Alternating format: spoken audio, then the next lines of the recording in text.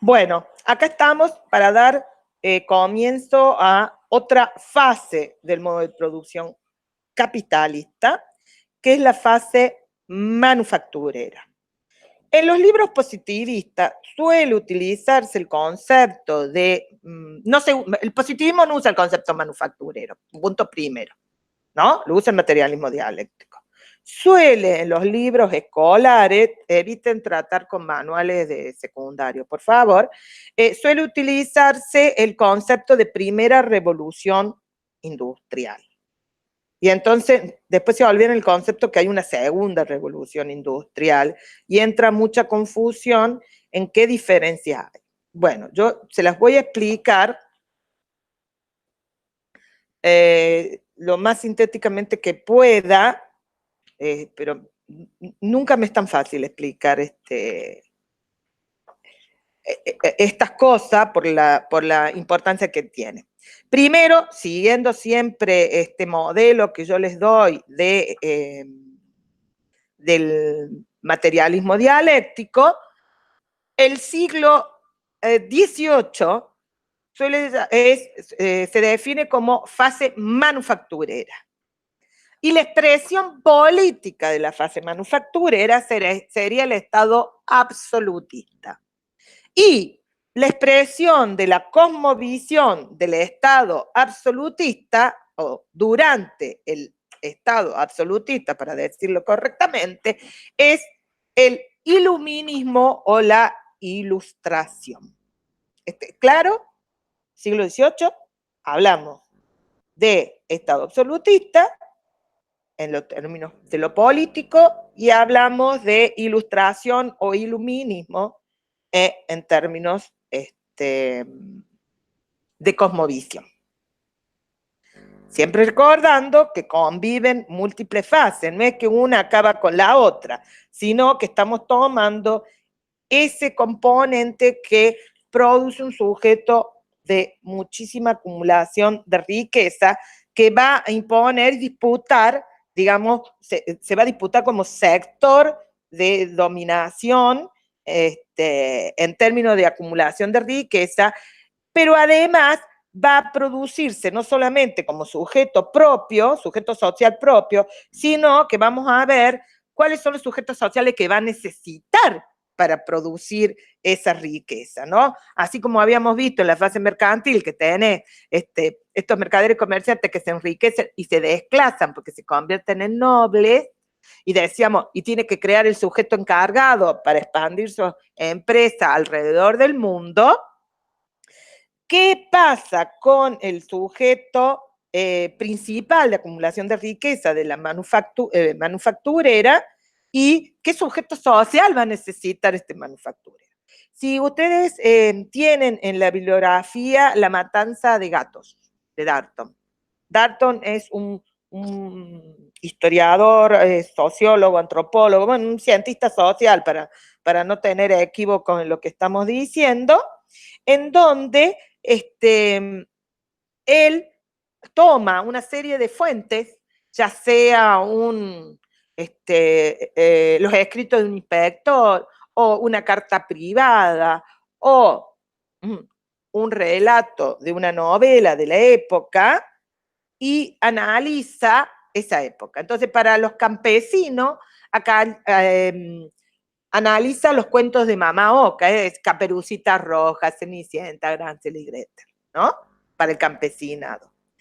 Para ver los ilustrados, toma las fichas de control de un inspector, ¿no?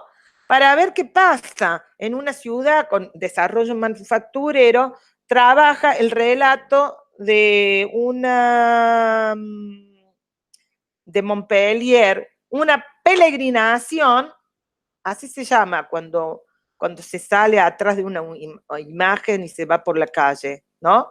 Sí, una peregrinación en la ciudad de Montpellier, bueno, y otras más que ya ni me acuerdo. Ah, y La matanza de gatos para tomar qué pasa con el sujeto trabajador de las nuevas formas de empresa. Eso es que es el que ustedes tienen.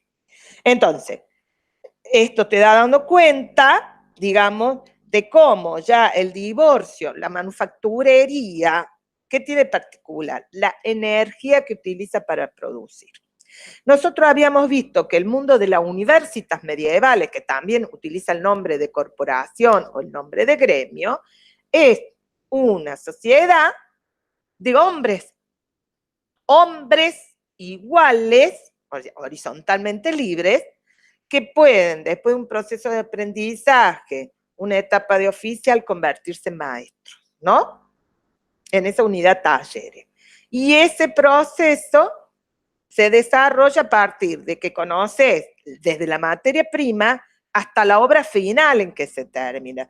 Yo, sinceramente, les diría, si quieren ver esa etapa primera, que no sería esta de la manufacturera, sino de esta que estoy diciendo, de la gremio, en su etapa de esplendor en Italia, una vieja película, La agonía del éxtasis, con Charlton Heston, que cuenta una parte de la vida de Miguel Ángel cuando pinta la Capilla Sixtina. La pinta muy bien a esa etapa, a él, buscando el mármol, astillando para ver cómo se saca ese mármol, haciendo las herramientas para trabajar ese mármol, ¿no? Buscando los pigmentos para hacer los colores y haciendo el boceto de lo que va a ser lo último, la obra maestra. Esa en términos generales. Lo que vamos a ver ahora es que el taller no necesariamente tiene todo el circuito de producción. No necesariamente el que trabaja en el taller tiene que saber todos los circuitos de producción.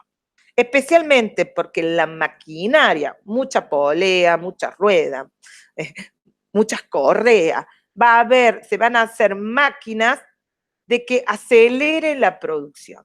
No serán obras maestras, no así que la puede pagar solamente un tipo muy rico, sino una producción más barata porque las ciudades cada vez se hacen más grandes y la gente no puede estar siempre vestida finamente porque no puede comprar un traje fino, sino que necesita lo cotidiano. Entonces, es un nuevo sujeto social que tiene que ver, por ejemplo, las necesidades que tienen estos encargados, esta burocracia media de las empresas privadas, pero también del Estado, que no pueden vestirse como un noble rico, pero sí pueden tener un mejor traje. Entonces, la manufactura, es decir, va a organizar, como deben conocer muchos hoy, si etapas, fases de la elaboración en distintos lugares y van a ir movilizando eso. Entonces, vos haces el paño, o sea, tejes un largo paño, pero no sabes qué van a hacer con ese paño, ¿no? Pero resulta que ese paño lo hace en una zona rural donde hay buenas ovejas merinas, ¿no? Pero resulta que, porque hay metal y hacen muy buenas tijeras y tenés buenos cortadores y buenas costureras en otra ciudad, en Lyon, la hace. Eso pasa con la cerámica, con los trabajos de cuero, con todo, ¿no? Entonces, lo que hace el manufacturero dice, bueno, yo te tomo a vos, me voy al otro y le entrego, especialmente porque las máquinas ya no son tan fáciles de hacer y cuestan mucho más caros. Los medios de la producción son más caros. Pero la energía es mecánica. ¿Qué significa que es mecánica? Y por eso le llaman primera revolución industrial y uno le dice manufacturera, se hace a mano. Lo que ustedes llamarían artesanía, pero un nivel más alto. ¿Por qué? Porque se puede hacer con telares que se hacen a pedal mucho más rápido. Pero la energía es a sangre, ya sean sangre de animales, caballos, bueyes, burros o sangre humana. La mano de obra de los niños es muy usada, inclusive se los ata para que no se suelten y durante horas tienen que o pedalear o con el manubrio permanentemente rodar para armar ese producto elaborado que los sujetos de la ciudad necesitan porque no les viene del campo y cada vez se aísla más el trabajo feudal el trabajo urbano capitalista. Y en muchos casos, cuando se produce una alianza de comerciantes con la nobleza, muchos casos, ese feudo, el señor comerciante mercader, ahora el manufacturero, por ejemplo, en el primer elemento pone echa a la gente, no le sirve, y pone las ovejas. Esto es lo que relata Tomás Moro en su libro Utopía, que, por cierto, le costó que Enrique VIII le cortara la cabeza, ¿no? Porque no opinaba lo mismo, pero bueno. Pero justamente estamos cabalgando perdón, estoy cabalgando en el siglo XVI en Inglaterra, pues ya les dije, les advertí que Inglaterra la cosa es mucho más rápido. Simplemente porque tiene frontera de isla, es mucho más chica y con un porcentaje poblacional que si yo te digo, bueno, Inglaterra tenía 4 millones y Francia tenía 20, usted me decía, pero tenía más, sí, pero no se olvide que Inglaterra lo tenía concentrado en una isla con rápida región marina, mientras que Francia no, y acá lo que van a ver, entonces, cómo lo demográfico ecológico sigue siendo un elemento vital a la hora de preguntarnos cómo se produce, quién produce, para quién produce y cómo circula la producción. Pero sí es interesante ver cómo el Imperio Español, la gran potencia de venida de las colonias que tenían desde Filipinas a España, a América, va decreciendo y una de las fechas clave tiene que ver cuando es derrotada en los mares España, derrotada, la Armada Invencible es derrotada en manos británicas. Bueno, entonces, en la etapa manufacturera, ¿sí? Ya los maestros dejan su condición de maestro para volverse empresarios. Y entre ellos, como empresarios, se sienten miembros de una corporación, es decir, los niveles inferiores no los dejan entrar en la corporación. Ya no es una propiedad de índole colectiva, sino que va a ser una índole, el taller como propiedad privada. ¿Sí? Hay aprendices que, digamos, se le da de comer, se le da un lugar para vivir, a veces un lugar húmedo para vivir. Sin embargo, estos aprendices no aprenden todo el proceso, simplemente trabajan, o sea, se quedan con el nombre, pero ya tienen otras prácticas, ¿no? Que es lo que nos plantea Darton en La Matanza de Gatos. Y acá es interesante, porque fíjense que ellos, los aprendices, la figura de oficial, salvo el oficial de obra, o sea, maestro de obra, oficial de obra, aprendiz, se sigue usando todavía hoy en la construcción, ¿no? Porque si hay una de los primeros gremios que se arma, justamente son los masones. Masón significa los constructores de grandes catedrales, ¿no? Que para construirlas tenías que tener un conocimiento de geometría, de matemática, de simbolismo religioso, tenías que tener muchos saberes, pero lo hicieron muy secreto. Y el símbolo de la masonería todavía hoy es justamente el compás y el cuadrante, o sea, los elementos de la construcción. Es decir, acá ya no vas a llegar, el concepto maestro se pierde, digamos, en términos de ese taller que se ha convertido en una empresa, y estos sujetos, digamos, no tienen una esperanza de ponerse iguales. Hay otros circuitos de importancia y no por nada, digamos, tenemos que muchos de los conquistadores y coloniales que hacen dinero en América son sujetos que se han escapado digamos, de situaciones de ser porqueros, es decir, trabajar con puercos, etcétera, etcétera, ¿no? Entonces, vos acá tenés que los comerciantes quedan intermediarios, pero los que van a acumular mayor riqueza son estos manufactureros que pueden comprarse estas grandes máquinas que además necesitan grandes lugares y se quedan como dueños de esos medios de producción con el concepto de corporación.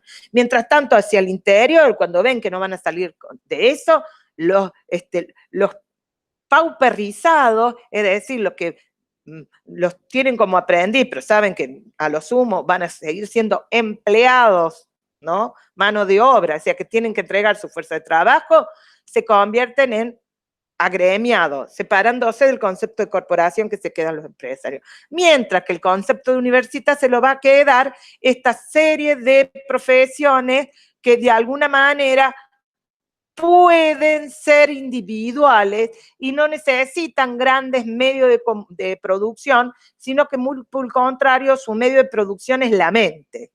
¿Se entiende lo que digo? Bien. O sea, los filósofos, los abogados, los médicos, porque falta un poco para que los médicos pongan la mano en un cadáver, ¿sí? Esto es muy interesante. Nosotros nos quedamos con el universitas, de los talleres, de las actividades prácticas, la palabra gremial se lo queda los sectores subalternos y la palabra corporación se los queda de maestros que pasan a empresarios. Nuevos actores sociales. Ya el taller chiquito no alcanza, tiene que tener propiedades más grandes, ¿no? Y hay un desconocimiento de cuál es la obra final. No hay obra maestra. ¿Y por qué se ha dado esa posibilidad de tanta demanda? Porque los recursos materiales que vienen de las colonias, ya sea Inglaterra, ya sea Francia, ya sea al imperio austríaco, ya sea digamos, al imperio o a Alemania, son de un nivel de riqueza muy barato, porque por lo general son mano de obra esclava, y ha hecho que productos básicos que van a Europa, por ejemplo, el azúcar, por ejemplo, el chocolate, la papa, piensen los ñoquis sin papa, el tomate, piensen cómo hacemos la salsa de ragú, la salsa de la pizza sin ese tomate que es americano. Y el choclo, ¿no? El maíz, le llamaban grano turco, le llamaban estos desgraciados del maíz, que lo usaban para los chanchos, que mejoró altamente la calidad de la carne del chancho. Todo esto hizo que la población europea estallara demográficamente en mejores condiciones y calidad individual. Mientras que el ingreso, digamos, la pérdida de estos recursos naturales y la suplantación en América de productos de demanda y gusto europeo hizo que, bueno, y las enfermedades hizo que en los 70 años seguidos, digamos, el siglo XVI, se muriera casi el 80% de la población ancestral americana, y que se sustituyera mano de obra de trabajo de la indígena, se la sustituyera por esclavos de origen africano. Bueno, qué horror. O sea, el modo de producción capitalista, y especialmente su fase manufacturera, sí hace recurso de mano de obra esclava, pero vuelvo a insistir, lo que más enriquecen son los manufactureros de los centros periféricos. No hay países periféricos todavía.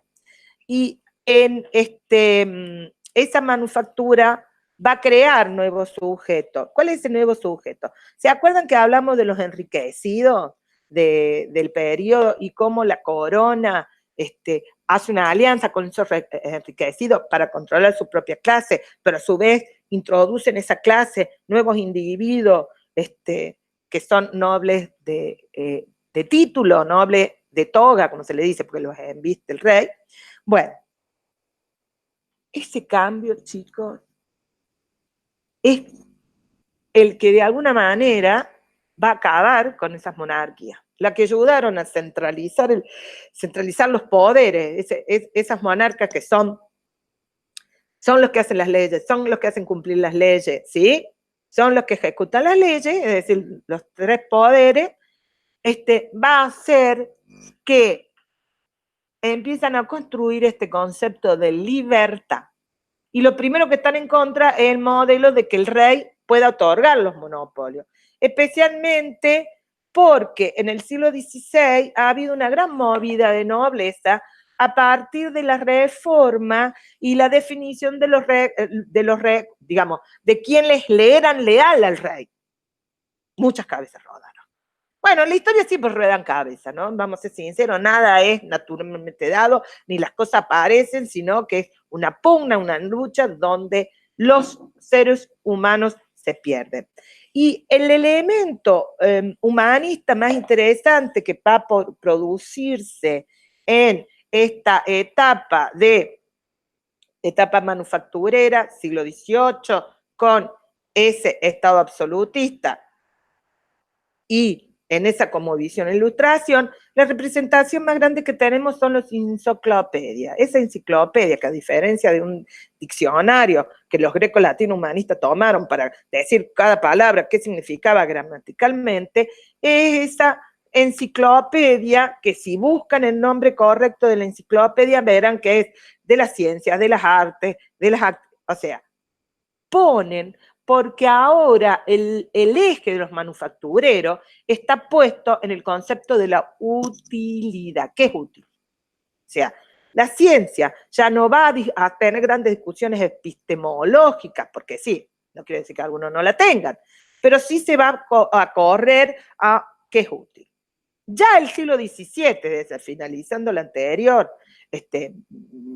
la anterior etapa, se había de nuevo discutido la cuestión de cómo se conoce lo inductivo y lo deductivo, y habíamos visto que se queda plasmada en dos sujetos, y no casualmente uno británico y otro francés. El experimentalismo de Bacon, digamos, en esa Inglaterra que rompe primero en el siglo XVII, yo les había dicho, rompe con el absolutismo, no lo deja avanzar, con ese modelo de absolutismo y ese modelo deductivo que es el racionalismo de Descartes.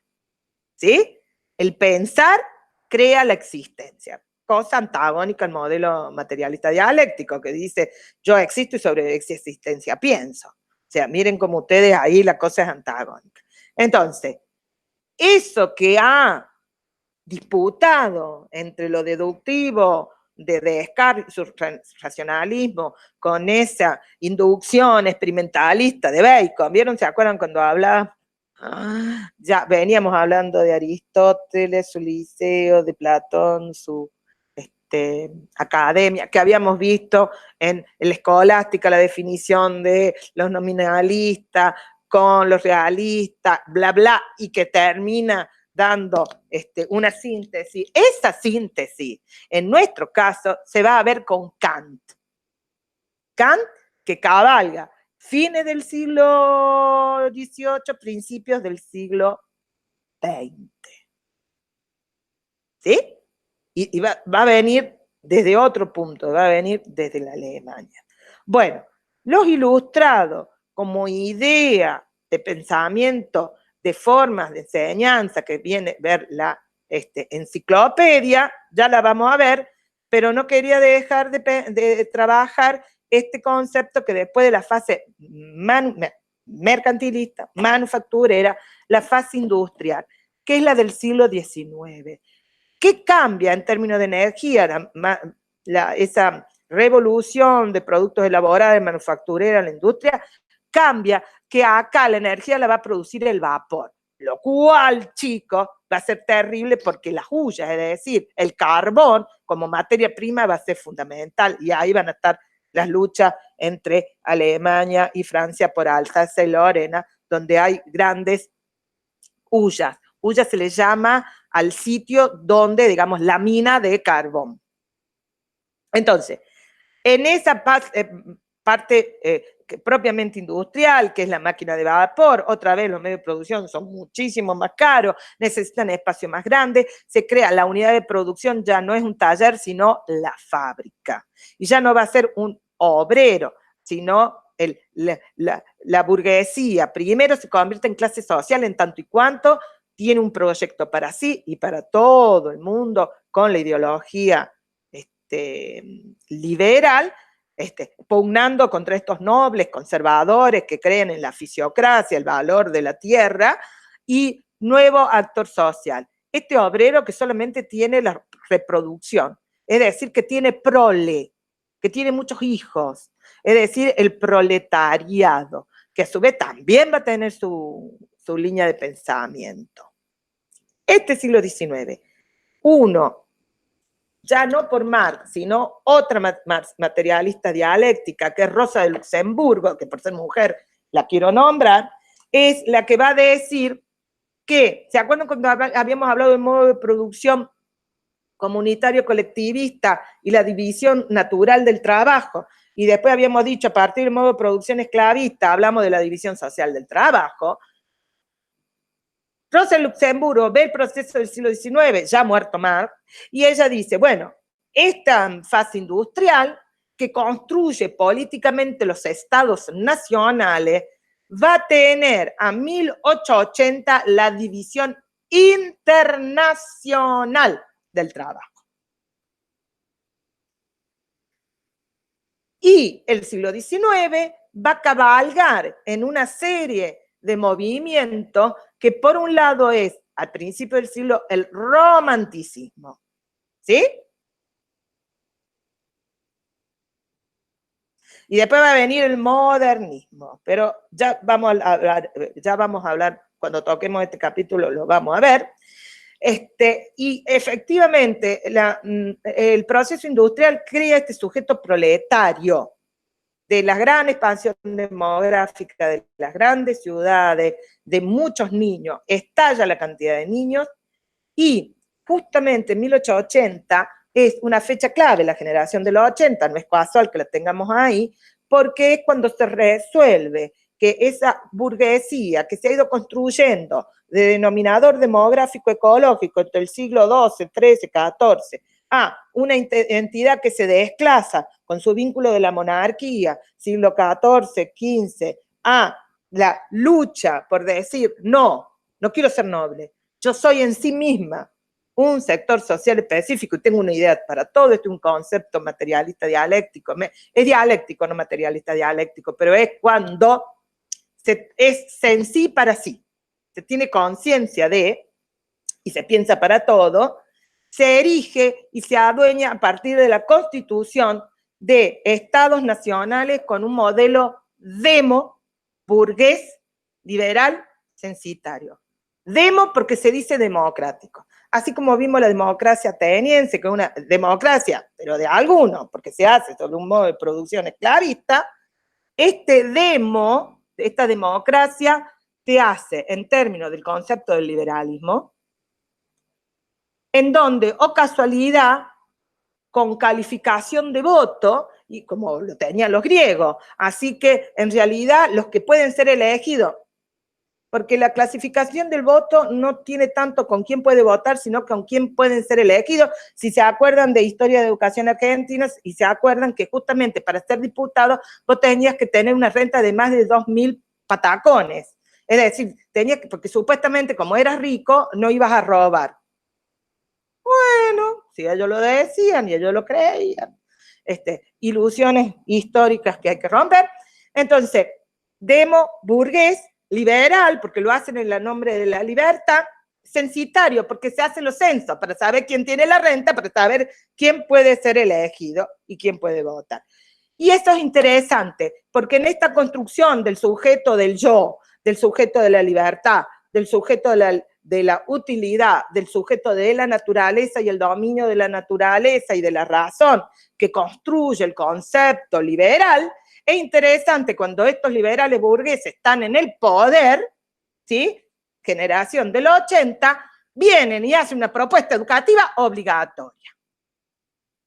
La famosa ley 1420 que ustedes admiran tanto, yo no. Insisto que a veces se ve como triunfo, lo que para mí son derrotas, pero bueno, son interpretaciones históricas, no digo que están bien o mal, digo, en mi perspectiva como lo vivo, no es más ni copia que la famosa del ministro de Educación francés de la Tercera República Francesa que se llama Ferry, salvo que en la ley Ferry sí está la palabra laica, en la 1420 no está la palabra laica. En el caso de Francia es para toda Francia, en el caso de la 1420 no es para toda la República Argentina, sino para territorios federales y territorios nacionales y capital federal. Las provincias tienen sus propias leyes como ámbito de aplicación. Y esta ley, interesante, lo que sí comparten ambas es que el nivel educativo de lo que llamamos instrucción pública, es decir, el nivel de lo que llamamos hoy primaria, es obligatorio y estatal. O sea, estatal cuando el Estado está en manos de los liberales. Entonces, estos liberales que defienden la libertad cuando están en el gobierno, hacen una ley obligatoria. ¿Por qué? ¿Soy yo la contradictoria? ¿Son ellos la contradicción? ¿O esto no tiene que ver con contradicción, sino con intereses políticos? ¿Para qué están usando la escuela? Bueno, lo veremos después porque quiero terminar de sintetizar. Hagan las preguntas que necesitan.